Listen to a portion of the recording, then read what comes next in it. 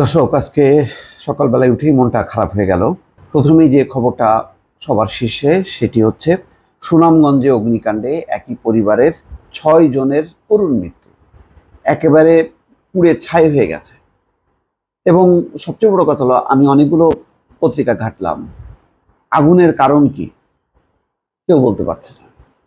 কিন্তু ওই ঘরের মধ্যে একটা পরিবারের 4টা শিশু সহ সবাই পুড়ে গেছে, মানে কি একেবারে ছাই। রাত 12টার দিকে এই ঘটনা, এবং যখনই কি ধোঁয়া উপরের দিকে উঠে যায় তখন আশেপাশের প্রতিবেশীরা দৌড়ে এসে দেখে যে একদম পুরা ঘর পুড়ে ছাই হয়ে গেছে। আশ্রয়ণ প্রকল্পের একটা ঘর, সেই ঘরের মধ্যে 6 জন পুড়ে ছাই হয়ে গেল। কি অদ্ভুত কাণ্ড! এবং কেন, কিভাবে, এটা কি তারা কি আত্মঘাতী, নাকি কোনো দুর্ঘটনা, নাকি কেউ দুর্বৃত্তরা আগুন লাগালো, কিছুই বোঝা যাচ্ছে না। এখনো পর্যন্ত কোনো রহস্য বোঝা যায়নি। সুনামগঞ্জের ধর্মপাশা উপজেলায় জয়শ্রী ইউনিয়নের শিমের খাল নামক সরকারি আশ্রয় কেন্দ্রে এই আগুন লাগার ঘটনা ঘটে। তো একই পরিবারের 6 জনের মৃত্যু ঘটে সোমবার মধ্যরাতে। এই ঘটনা ঘটে। কিভাবে এমন ঘটনা ঘটছে তা কিছুই জানা যায়নি। এছাড়া অগ্নিকাণ্ডের ঘটনায় নিহতদের পরিচয় এখনো জানা যায়নি। পরে অবশ্য জানা গেছে মঙ্গলবার সকাল 8টায় উপজেলার নির্বাহী কর্মকর্তা মোহাম্মদ গিয়াসউদ্দিন, ধর্মপাশা সার্কেলের সহকারী পুলিশ সুপার আলী ফরিদ, ধর্মপাশা থানার ওসি এনামুল হক ঘটনাস্থলে পরিদর্শন করেছেন। ওসি এনামুল বলেন, আমরা ঘটনাস্থলে গিয়েছি, বর্তমানে আগুন নিয়ন্ত্রণে, তবে কিভাবে এই ঘটনা ঘটেছে তা জানা যায়নি। আগুন নিয়ন্ত্রণে লাভটা কি? 6 জনই তো শেষ। অগ্নিকাণ্ডের ঘটনায় নিহতরা হলেন এমারুল, বয়স 50, স্ত্রী পলি আক্তার 45, 4 শিশু সন্তান পলাশ, ফরাদ, ফাতেমা বেগম ও ওমর ফারুক। পুলিশ ও প্রত্যক্ষদর্শীরা জানান, প্রতিদিনের মতো রাতে আশেপাশের বাড়িঘর সহ ওই পরিবারের লোকজন ঘুমাতে যান। রাত 12:30টায় ধোঁয়া এবং আগুন দেখে আশেপাশের লোকজন গিয়ে ভেতরের থেকে দরজা জানলা বন্ধ দেখতে পান। দেখতে দেখতে আগুনে ভস্মীভূত হয় ঘরটি। এই সময় ভেতরেই অগ্নিদগ্ধ হয়ে মারা যান ওই পরিবারের 4 শিশু সহ 6 জন। ধর্মপাশা উপজেলার নির্বাহী কর্মকর্তা মোহাম্মদ গিয়াসউদ্দিন বলেন, আমরা ঘটনাস্থল পরিদর্শন করেছি। আগুনের সূত্রপাত ঠিক কিভাবে হয়েছে তা তদন্ত করে দেখা হচ্ছে। আশেপাশের ঘরে আগুন ছড়ায়নি।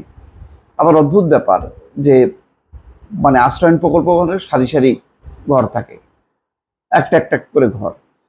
তো ওই একটা ঘরে আগুন লেগে এরকম ভয়ঙ্কর একটা ঘটনা ঘটে গেল, ওই আগুন আশেপাশে ছড়ালো না, ঠিক ওই ঘরেই ঘটলো। মানে কিভাবে? এটা মানে অবিশ্বাস্য ঘটনা। এখন পর্যন্ত একটা, আমি অনেকগুলো অনলাইন দর্শক সার্চ করলাম, কেউ বলতে পারলো না যে কিভাবে এই ঘটনাটি ঘটেছে। সবাই বলছে যে ঘর ভেতর থেকে তালা দেওয়া ছিল। আচ্ছা, ভেতর থেকে তালা দেওয়া থাকবে কেন? ধর্মপাশার ওসি বলছে ঘর ভেতর থেকে তালা দেওয়া ছিল, আমরা বিষয়টি খতিয়ে দেখছি। মানে তালা দিয়ে কি এমন অবস্থা ছিল যে মানে আগুন কোনো কারণে দুর্ঘটনা ঘটলো, তারপরে আর কারো কাছে কোনো চাবি ছিল না বা চাবি খুঁজে পাচ্ছিল না, ফলে কেউ বেরোতে পারেনি। মানে এটার কোনো সূত্র পাওয়া যাচ্ছে না। এই কারণে এখন পর্যন্ত যে ঘরের মধ্যে যারা ছিল সবাই মারা গেছে, পুরো একদম ছাই। ফলে বোঝা যাচ্ছে না যে এটা মানে এর মানে কি কারণে ঘটেছে। তবে এর থেকে দেখেন একটা শিক্ষা, যে অনেকে মনে করে যে মানে আমি যদি ভেতর থেকে তালা দিয়ে ভেতরে থাকি তাহলে আমি খুব নিরাপদ থাকবো, কিন্তু ভেতরে যদি কোনো দুর্ঘটনা ঘটে তখন কোথায় চাবি, কোথায় তালা, কেউ তো কোনো হুঁশ করতে পারে না। যার ফলে দেখেন কেউ বেরোতে পারেনি। ফলে প্রত্যেকেরই মানে এই ঘটনা থেকে অন্তত শিক্ষা, যে কোনো দুর্ঘটনা ঘটলে আমি কিভাবে বের হতে পারবো তার একটা পথ, আমাকে বিকল্প পথ একটা নিশ্চিত রাখতে হবে, যাতে সবাই জানে যে এই পথ দিয়ে আমি বেরোতে পারি। আমার ধারণা যে ওটাই, যে হয়তো চুরি ডাকাতির ভয়ে ভেতর থেকে তালা দিয়েছে, মানে কোনো কারণেই মানে বিদ্যুতায়িত হয়ে আগুন ধরে গেছে। মূল যে গৃহকর্ত্রী তারাই হয়তো প্রথমে এফেক্ট হয়েছে।